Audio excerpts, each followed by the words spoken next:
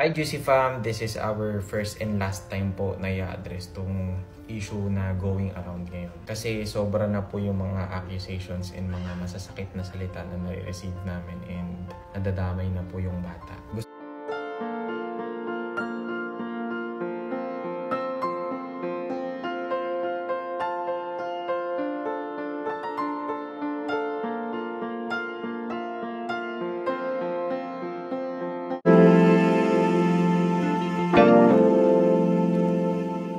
Gusto lang po namin sabihin yung side namin kasi feeling namin hindi namin deserve yung disrespect and lalong-lalo na po ng mga anak namin. Para po sa mga aware sa issue, yung mga comments po dun is pinagkakakitaan namin yung anak namin.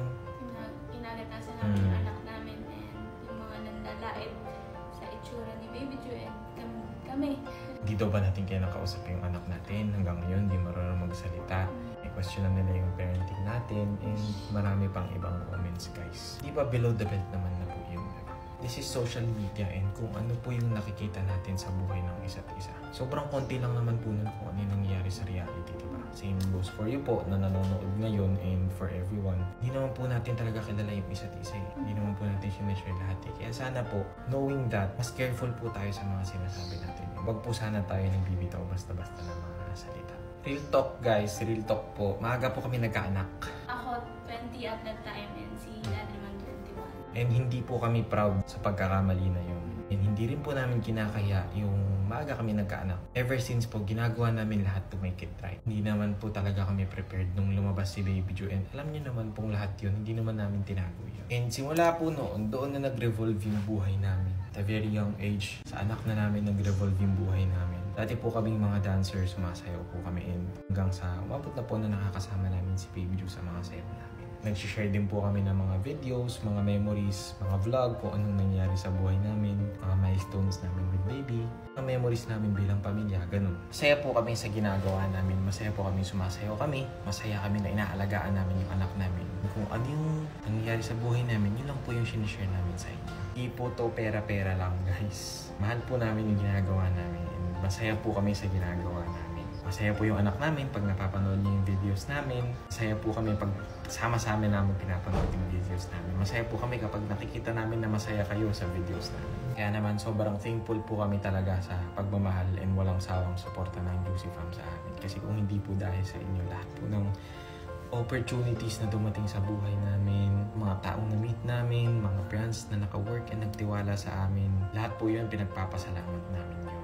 Ito pong trabaho na meron kami ngayon, aaminin ko po na sobrang privilege namin kasi nakapagtrabaho kami ng kasama namin yung anak namin. 24/7 kasama niya kami. We all know naman po na when it comes to family, di po mawawala ang compromises. Kahit po doktor yung magulang mo, kahit pa OFW yung magulang mo, ni driver yung magulang mo, teacher yung magulang mo. Ano man po ang ginagawa ng mga magulang natin, pare-pareho lang po tayong may kompromiso and pare-pareho lang po tayong mga magulang.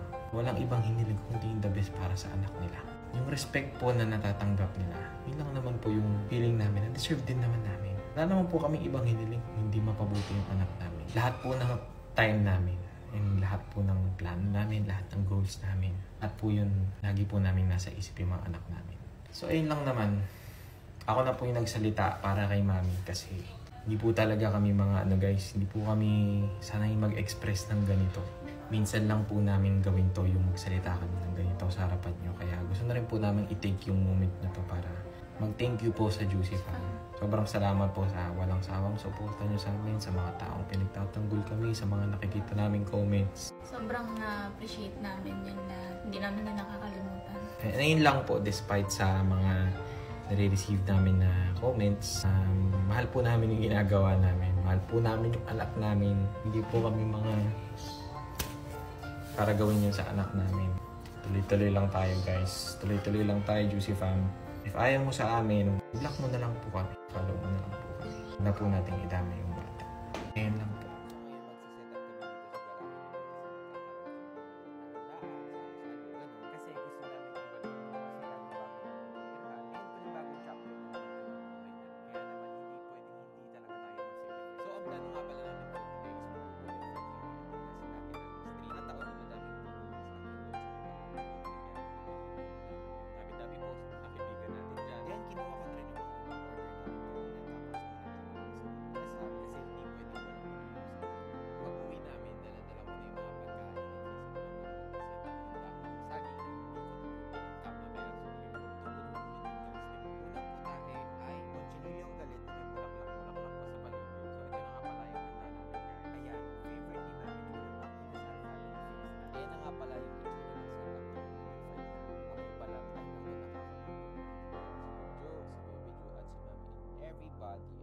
happy na naman ang ating bebe dahil meron siyang mang inasal chicken ng kanyang favorite. And syempre si Bunjo hindi pwedeng hindi titikim. Char lang, marami ka pag didedeing gatas pag ako umabot dyan na. And syempre happy din ng Daddy Gino kasi napakasarap naman talaga. The best talaga ang mang inasal family fiesta kaya make sure na hindi ito mawawala sa susunod na handa.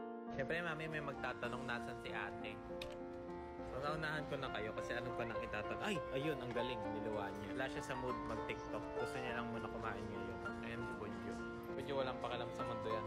So ayun yung pagkain namin. Sa kanila, paubos na. Nag-aalaga ng makulit. Ay, hindi pala makulit. Mabait pala. Kaya siya, nagugutom na rin siya. Ayan na. Oh, baby. Shake the baby. Ay, shake the baby. Shake the bottle. Shake it. Yan lagi ang bag ni Baby Joe kapag nagugutom yung kapatid niya. Pero ano yan, guys? Kapag siya nag-shake, pagbigay sa'yo, buo pa. Oh, give to daddy na. Thank you. Oh, say hi first. Oh, wala siyang pake. Like this. Di ba naman yata gutom eh. Tatanungin ko siya.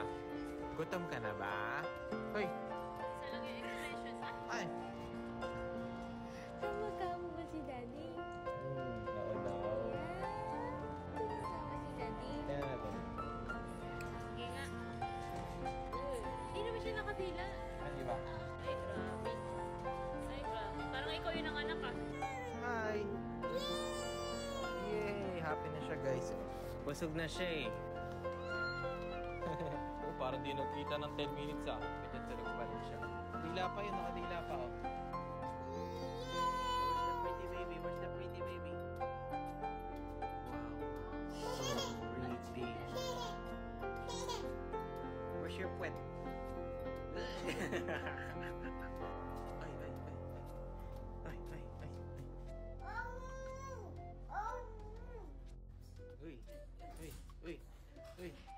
Uy, sobrang angas daw. Sobrang angas. Uy. Ay, so pretty mga love.